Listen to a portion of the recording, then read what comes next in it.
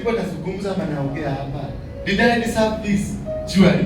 Yaani unajikuta kwenye aibu ingine, aibu umejiekelea kwa sababu ulienda chini, ushokete, ukarudi chini, ukakuwa mtu ambaye ni hopeless, useless, na mtu ambaye hafai.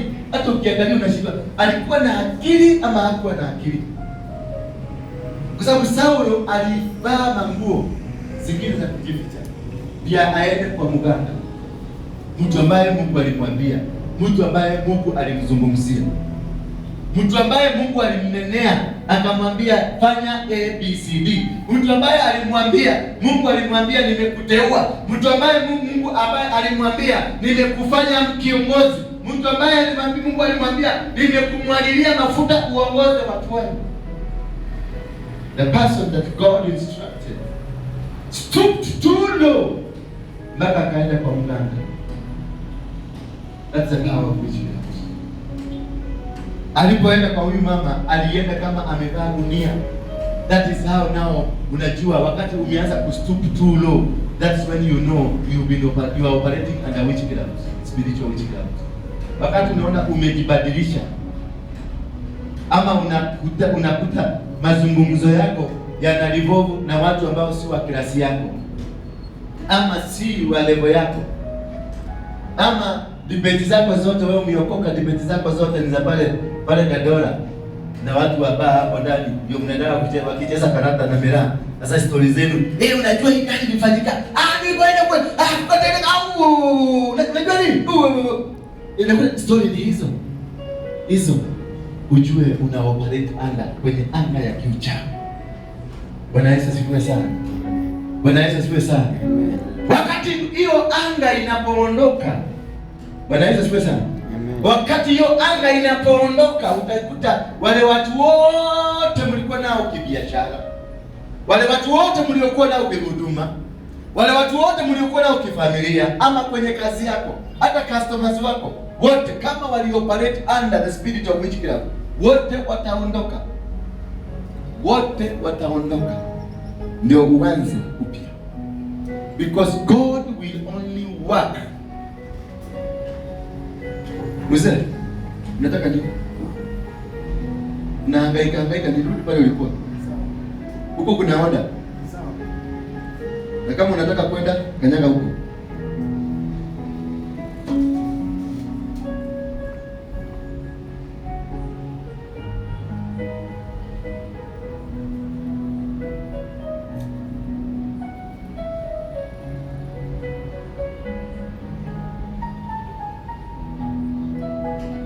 Ulikuwa unataka nini? Umeitwa?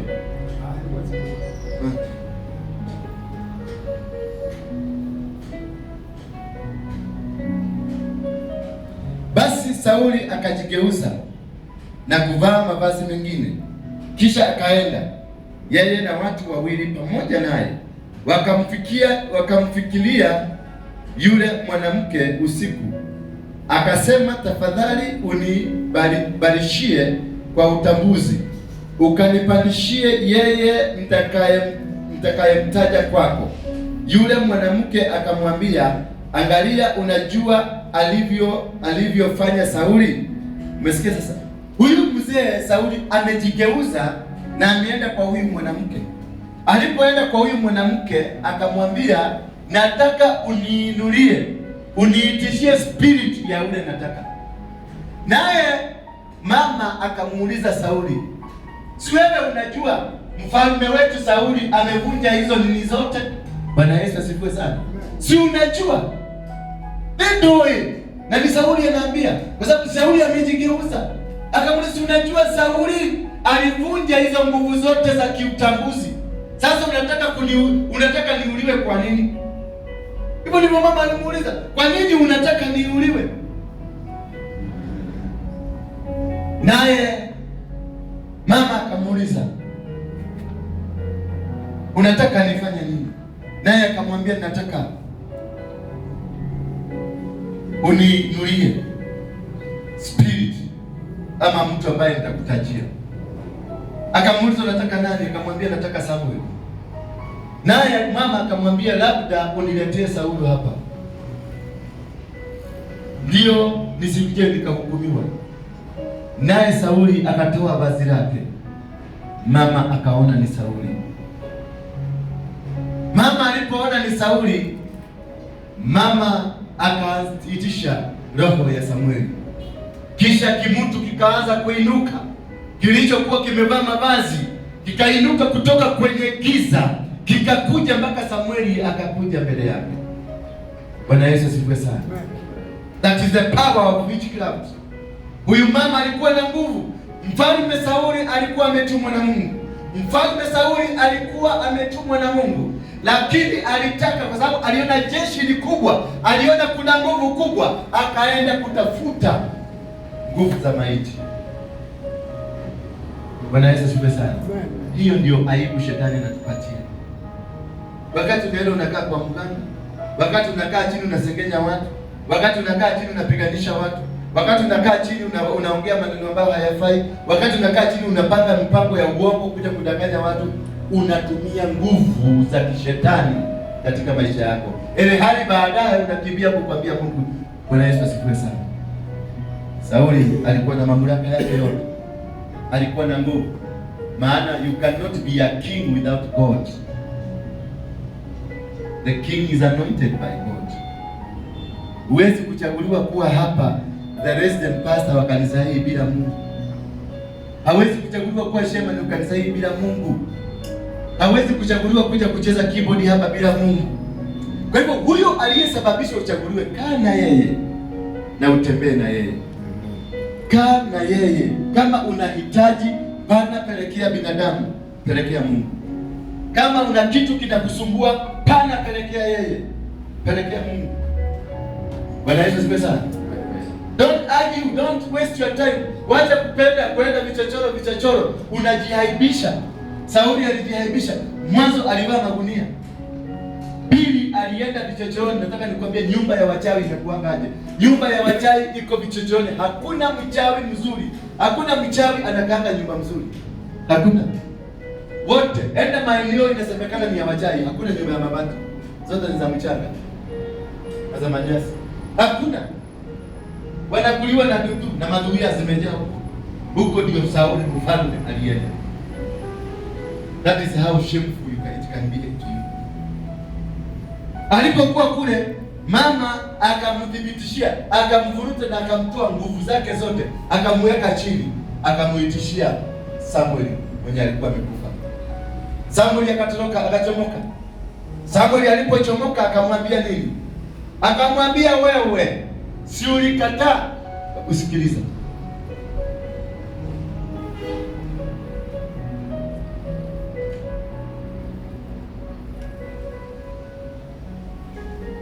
Haya, tusome kumi hapo. Naye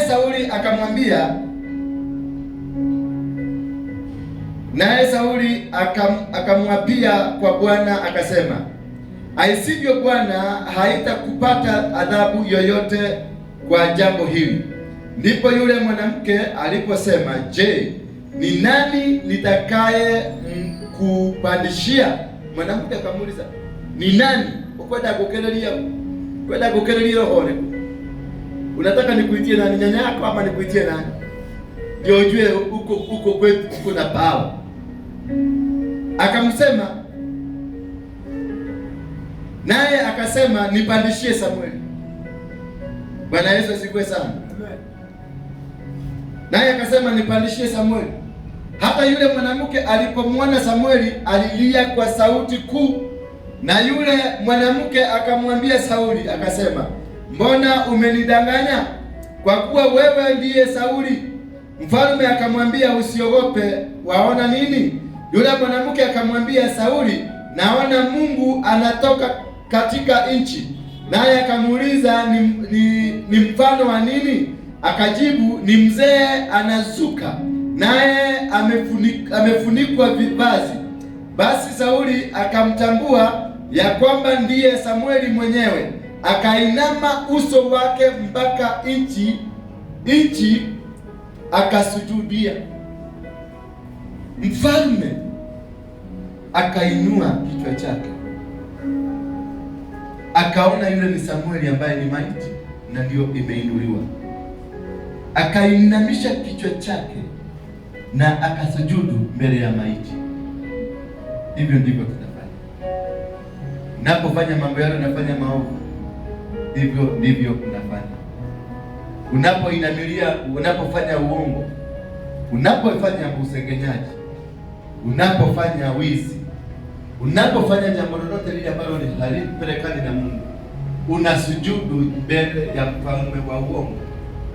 Maana Samueli aliondolewa na Mungu kwa sababu wakati wake ulikuwa umeisha, na mambo ambayo alikuwa ameyafanya hayakuwa yanastahili machoni mwa Mungu. Sasa sometimes tunarejelea kufanya mambo ambayo kwetu si mazuri, mambo ambayo hayakubaliki, mambo ambayo sio mazuri kabisa. Sauli alienda kusujudu mbele ya maiti. Siku moja nakumbuka kuna kiongozi wa nchi hii 2000, ilikuwa 2000 from Thika, ilikuwa 2000. Kuna mtu alienda kwa kaburi ya baba yake kuongea na baba yake. Ninajua hiyo story, ninajua vizuri, na sasa ndio nimeelewa ni kwa nini. Nimeelewa, sikuwa najua.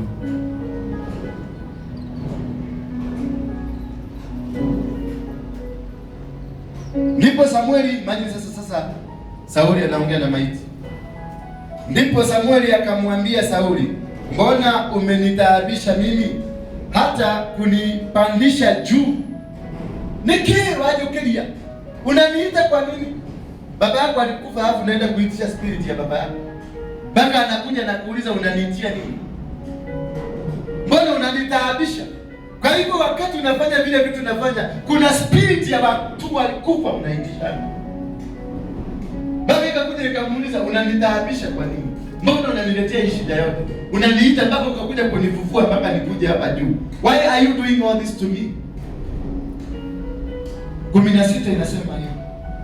Sauli akajibu, ndio 15 tu. Sauli akajibu, mimi nimetaabika sana kwa kuwa hao Wafilisti wananifanyia vita, naye Mungu ameniacha.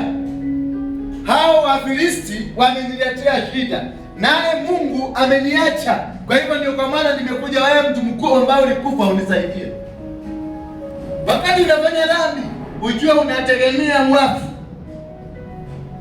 Leo right, wakati unatenda uongo, wakati unafanya usherati, wakati unafanya vitu vingine, unategemea waliokufa. Leo wakati unaingiwa na uoga, unategemea waliokufa. Anamwambia Mungu ameniacha, na Wafilisti wameinuka. Anamwambia Mungu ameniacha na vita vinanikuta. Hebu tusikie anasema nini.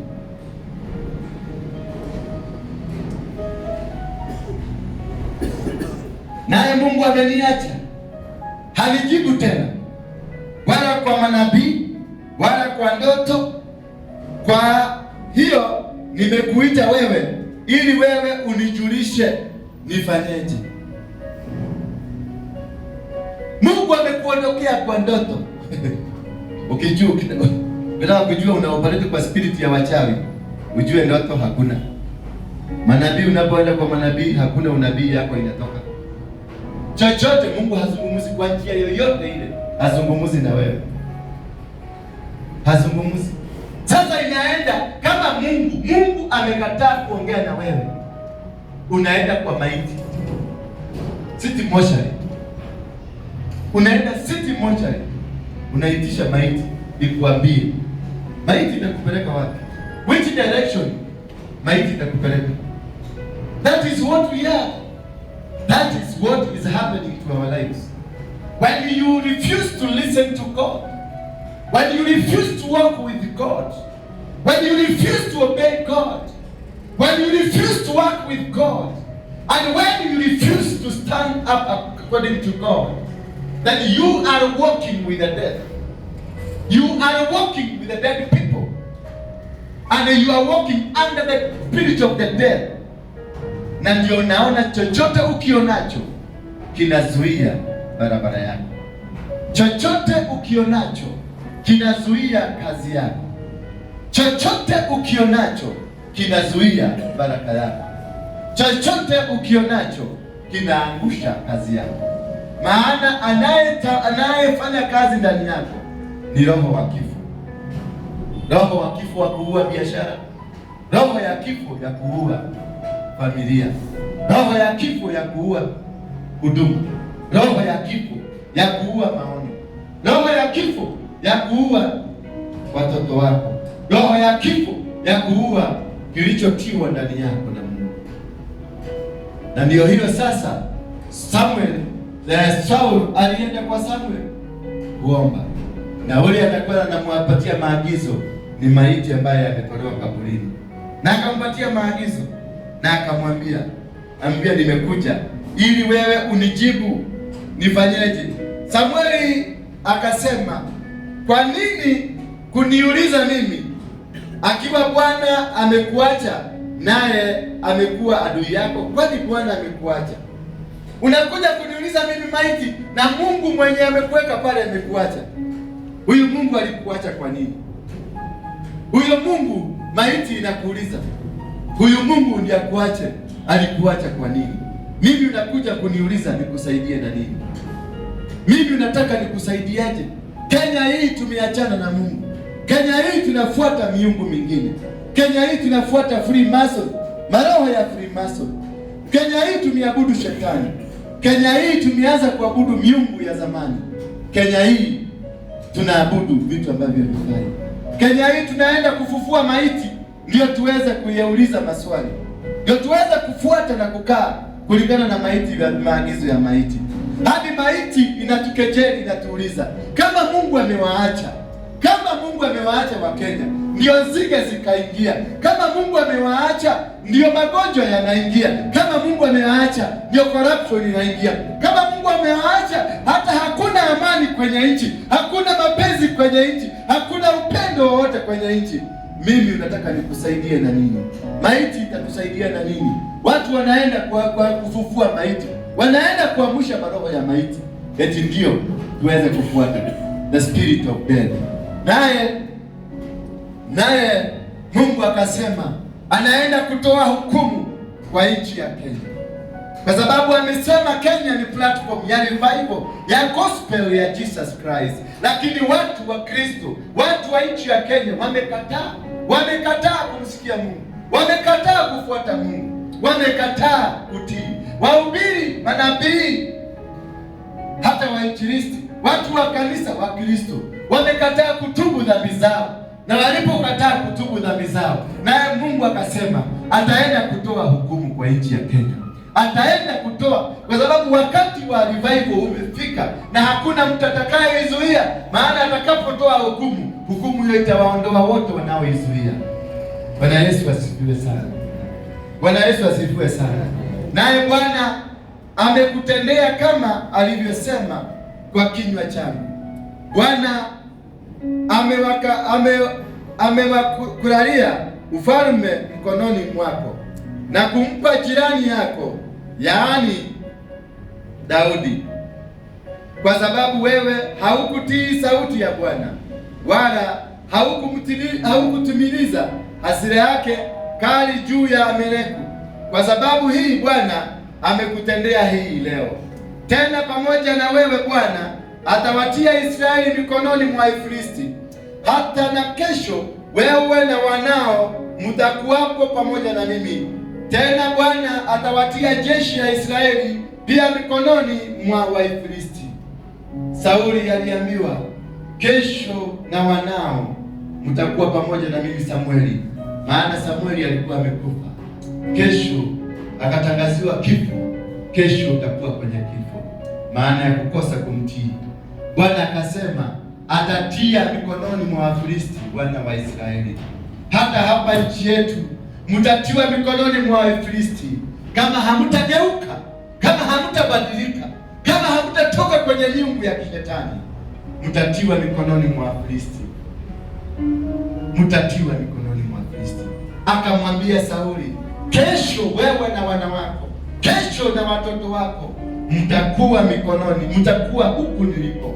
Maana kule alikuwa Samueli alikuwa kwenye wafu, alikuwa kwenye watu wamekufa, naye akaambiwa kesho. Sauli akaambiwa kwa sababu ya kukataa kutii Mungu, kwa sababu ya kukataa kufuata sheria za Mungu, kwa sababu ya kukataa kukaa kulingana na Mungu venye alikuwa anataka, mtatiwa mikononi mwa watesi wenu. Hata katika maisha, katika familia, wakati mwingi tumejikuta kwenye mikono ya watesi wetu, na hao watesi wetu ni kwa sababu tumekataa kufuata sheria za Mungu, ni kwa sababu tumekataa kukaa kulingana na Mungu. Utapata kuaibishwa, utateseka, utaangaliwa, utadhalalishwa na utachukuliwa vibaya.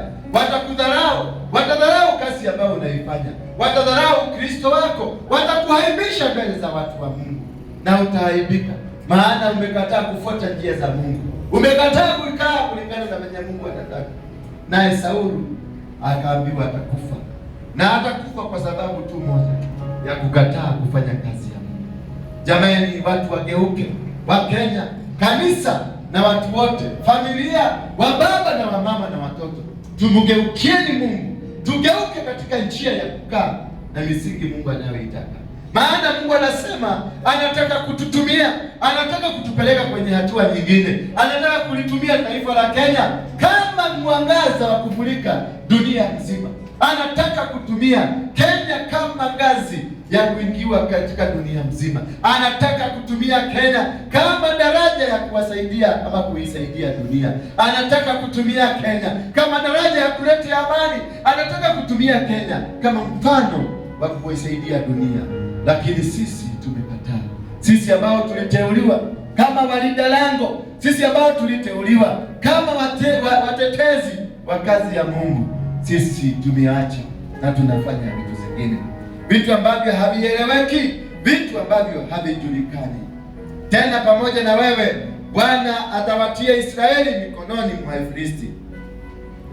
Mara namba 20, mara Sauli akaanguka chini kifurifuri, akaingiwa na hofu kuu kwa sababu ya maneno hayo ya Samueli, wala hakuwa na nguvu yoyote, kwa maana hakula chakula mchana kutwa wala usiku kuchwa. Utaaibishwa, maana mpaka chakula hutakula. Utaaibishwa, maana hata hautakuwa na nguvu, kwa sababu hautakuwa umekula chakula. Hautakuwa na nguvu, maana Ukristo ulio ndani yako utakuwa umeondoka. Nguvu ambazo Mungu alikuweka zitakuwa zimeondoka, ambapo maiti itakuwa ikizungumza na wewe na iko na nguvu kubwa kuliko wewe. Simameni kwa miguu uweze kumwabudu Mungu.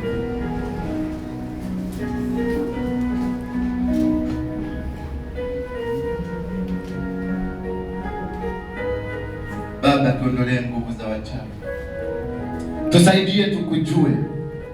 Tusaidie Baba tukutimize masharti yako na njia zako. Tumekuwa wepesi wa kutenda uovu. Tumekuwa wepesi wa kukaa kulingana na sheria za kishetani. Tumekaa katika mipango shetani alituweka. Jehova, tunakuomba siku ya leo, tusaidie tukuelewe, tukujue na tukae katika mapenzi yako. Tusaidie Baba, minyororo iliyokuwa imetufunga, mipango yote shetani alituinulia, hofu ambayo tuliwekwa na shetani ndio tutoke kwako. Baba, tuondolee tu, maana hatukuelewa ni hofu. Tulikuwa tunafikiria tu tunakaa katika njia nzuri. Tuhurumie Baba, tuhurumie siku ya leo. Tuhurumie Baba, tuhurumie tu. Tuhurumie Baba. Wasaidie wa mama, wasaidie wa baba, saidia watoto, saidia kanisa lako Jehova, wapate kukutambua, wajue wewe ni Mungu, wajue una uwezo, wajue una mamlaka, wajue wewe ndio mwenye nguvu, wewe ndio uliyetutia nguvu hii, wewe ndio uliyetutia neema hii. Tusamehe tu, maana tumeenda kwa wafu kuomba wafu na maagizo ama maelezo. Tumeenda kwa wachawi kuomba wachawi maelezo na maagizo. Tumeenda kwa watu ambao ni wasengenyaji. Tumeenda kwa watu ambao hawakupendi, ndio tulienda kuwauliza ni vipi tutafanya. Tusamehe tu Baba, tusamehe tu Baba, tufungue kutoka kwa minyororo ya shetani, tuwaone Baba kai tulekelemesha maitu tuikwenda na jambo na tule ojite kumaliyo wode kai ole kele danuka mambele ya kukai ona jehetie kai ona hetetie Baba tole na makoma kwa timaderu ona mwelewa kwa timaderu ona meshige mama kwa timaderu ona ile shemashi na tideru kai naye ndio ndoka mbele yako tole waje thĩinĩ wa Iburania 5 atĩ nĩwanyamũra nĩwanjĩtĩria maguta nĩwatua mũthĩnjĩri Ngai. Reke Ngai ngũthĩnjĩre tu, reke ndũgame mbere yaku na wendia wakwa, reke ndũgame mbere yaku Ngai, ũnjĩtĩkĩrie tu Ngai nĩ ũndũ wa bũrũri ũyũ witũ, nĩ ũndũ wa bũrũri ũyũ witũ Ngai. Reke bũrũri ũyũ ũcokanĩrĩrĩke, reke mũthamaki wa bũrũri na mũrĩa mũrũmĩrĩire na bũrũri wothe wa bũrũri reke magwathĩkĩre Ngai, reke makũgarũrũkĩre Ngai. Gũkũ gũtikahoya ũkoma, gũkũ gũtikainamĩrĩra ũkoma ta ũrĩa Saũlũ arathire kũinamĩrĩra mũndũ mũkuũ.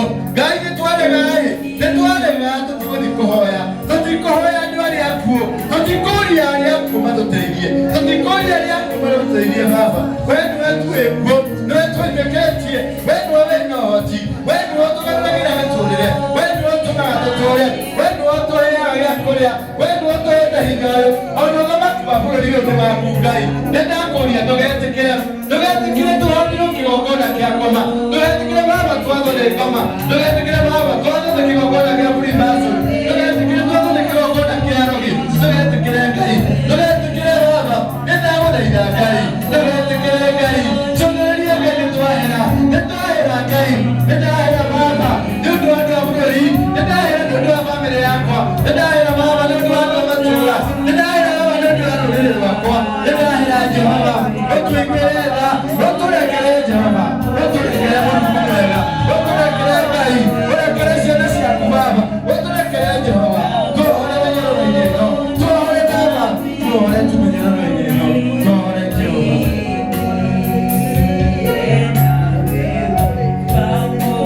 Bũrũri ũyũ waku nĩ bũrũri wĩ kĩgongona gĩaku Ngai, bũrũri ũyũ waku Ngai, wee nĩwe wakuire ũkĩheana bũrũri ũyũ nĩgetha andũ arĩa megũkũra gũkũ magwathĩkagĩre, makũrũmagĩrĩre na maikarage wendi-inĩ waku na maikarage hinya-inĩ waku Ngai.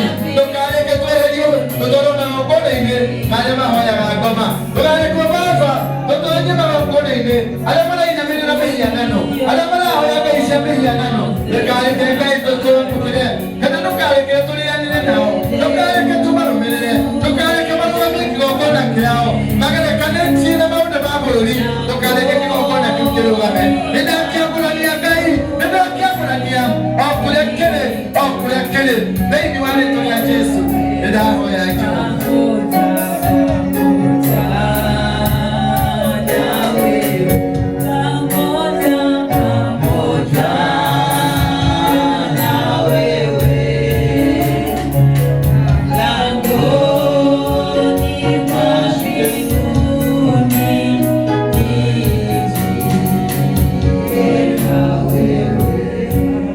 Kama una sadaka, leta sadaka yako, tunapoendelea kuimba. Leta sadaka yako hapa.